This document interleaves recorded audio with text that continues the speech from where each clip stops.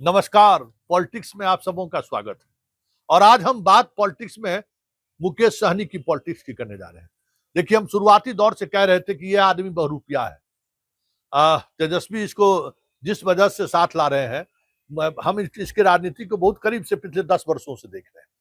ये इसकी मंशा सिर्फ यही रहती है कि टिकट किसी तरीके से हमको हिस्सेदारी मिल जाए और उसके बाद फिर चुनाव में परिणाम क्या होगा वो बाद में देखा जाएगा। आज मुकेश सहनी ने जो किया है वो कहीं ना कहीं हमें लगता है कि एक बड़ा डील है, क्योंकि गौरा बराम मुकेश सहनी का गृह क्षेत्र है, वहीं का वो रहने वाले हैं। उनके पार्टी के राष्ट्रीय अध्यक्ष वहां चुनाव लड़ रहे हैं और राजद के सिंबल पर वहां से एक अल्पसंख्यक समुदाय के उम्मीदवार हैं। ये सारा कुछ डे फर्स्ट से ही मुझे फिक्सिंग लग रहा था। ये कुछ ना कुछ चीजें ऐसी हैं जो आप कह सकते हैं कि फिक्स तरीके से चल रहा है। और आज मुकेश सहनी ने जो प्रेस कॉन्फ्रेंस के माध्यम से कहा है, हमारे उस खबर को मोहर लग गया है। हम शुरुआती दौर से ही कह रहे थे कि गौरा बराम में कुछ चीजें ऐसी चल रही हैं जो उसको ऑब्जर्व करने की जरूरत है। लेकिन बड़ा सवाल यह है, उस सीट पर मुसलमानों के लिए पार्टी अपने राष्ट्रीय अध्यक्ष को बैठने के लिए कह रहा है, उसका संदेश क्या जाएगा, बड़ा सवाल है। लेकिन उन सवालों पर चर्चा करने से पहले जरा मुकेश सहनी जो आज पता नहीं कितने दिनों के बाद वो अपने गांव गए हैं, प्रेस कॉन्फ्रेंस करके उन्होंने कहा क्या है, जरा आप सुन लीजिए। बाद भी आपके कहने पे तेजस्वी यादव ने अफजल अली को निष्कासित कर दिया। उसके बाद कौन सी मजबूरी थी कि आप अपना नाम वापस ले लिए? तो पहले भी हो सकता है। ये देखिए, हम लोग बहुत कोशिश कर रहे थे अफजल अली जी को समझा दे, और यहाँ पे हमारे छोटे भाई लड़े, लेकिन वो नहीं समझे। और मुझे लगता है कि वो ना समझ पाए, तो दूसरे पक्ष को हमने समझाया और दूसरा पक्ष संतोष सहनी समझ लिए हैं। वो भी हमारे छोटे भाई हैं, ये भी छोटे भाई हैं। और एक भाई को त्याग करना था तो वो नहीं त्याग किए, तो संतोष सहनी त्याग किए। और इसका मैंने घोषणा किया, क्योंकि ये जीतेंगे तो महागठबंधन का सरकार बनेंगे, आपस में लड़ेंगे तो निश्चित तौर पे हमारी हार होगा। और जब हार होगा तो हमारी सरकार जो है आदरणीय लालू प्रसाद जी का विचार वाला सरकार वो नहीं बन पाएगी। मुकेश जी, जैसे कि आज आपने बैठने की घोषणा की है, चुनाव प्रचार का अंतिम दिन है, शाम का समय हो चुका है और शायद इस प्रेस कॉन्फ्रेंस के बाद बंद हो जाएगी। दूर दराज के गांव में कई ऐसे लोग हैं जो कि ज़्यादा लिटरेट नहीं है, उन्हें नहीं पता है, लेकिन बैलेट पेपर पे नाव छाप भी दिखेगा और लालटेन छाप भी दिखेगा। हमने लोकल रिपोर्टिंग काफ़ी की है, लोग आपके समर्थन में आ रहे थे, तो क्या लगता है इसका फायदा अभी भी एनडीए को मिल रहा है? थोड़ा बहुत 1500 वोट गलती के कारण मिल जाएगा, लेकिन बड़ा इंटरेस्ट देखिएगा। महागठबंधन का बड़ा वोट है, पहले का जमाना नहीं, सोशल मीडिया का जमाना है। आपके इतने सारे माइक लगे हुए हैं सोशल मीडिया में, घर घर तक व्हाट्सएप से पहुंच जाएगा। अब पूरे हर बूथ पर महागठबंधन का कार्यकर्ता है। अभी तक तो 2 हिस्से में था, एक अफजल अली का था और एक महागठबंधन का, तो अभी दोनों मिल जाएंगे और एक एक घर में एक एक लोगों को समझाएंगे। और वहाँ पे लालटेन ऊपर नंबर 1 पे ही है और वहाँ पे उनको बटन दबा के उनको जिताने का काम करेंगे। संतोष सहनी जी एमएलसी बनेंगे? निश्चित तौर पे पार्टी लीडर है, यही विधायक का टिकट और सांसद का टिकट बांटते हैं, तो इनके लिए कोई संकट तो है नहीं।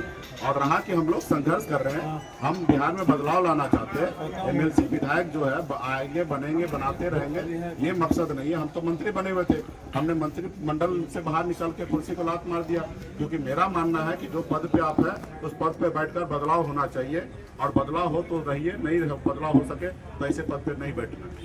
चलिए, धन्यवाद। सुन लिए। अब देखिए, अब सियासत को जरा समझिए। 2 दिन बाद चुनाव होने हैं, पार्टी के अपने राष्ट्रीय अध्यक्ष अपने छोटे भाई को उन्होंने टिकट दिलाया और वहीं पर शहर में भी एक सहनी उम्मीदवार इन्हीं की पार्टी का खड़ा है और यहां मुसलमान के पक्ष में अपने भाई को बिठाया है। यह अलग बात है कि इस पक्ष में बिठा के दरभंगा के सीटों को लेकर समीकरण ये साधने की कोशिश कर रहे हो। लेकिन ये राजनीति में बार बार हम क्यों कहते हैं कि 2 दूना 4 नहीं होता है। राजनीति में एक खास समय के लिए कुछ चीजें आपके अनुकूल हो जाएं, लेकिन राजनीति में बने रहने के लिए जो समझदारी होनी चाहिए, जो स्ट्रेटजी होनी चाहिए, मुकेश सहनी के पास कभी नहीं रहा। अब वहां देखिए, वहां जो चुनाव लड़ रहे हैं सवर्णा सिंह, जो पूर्व विधायक हैं, मतलब अभी वर्तमान विधायक, उसके हस्बैंड लड़ रहे हैं चुनाव। वो ईडी के बड़े अधिकारी रहे हैं, उन्होंने वीआरएस लेकर चुनाव लड़ा है और शुरुआती दिनों से ही उस सीट को लेकर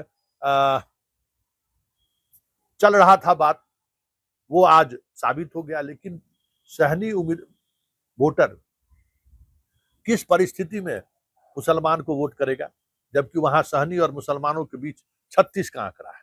और अब संतोष सहनी के बैठने का बात मतलब है कि 2-4 हजार भी सहनी का वोट उस मौलाना को मिल जाए तो बहुत बड़ी बात, तो सवाल ही नहीं है।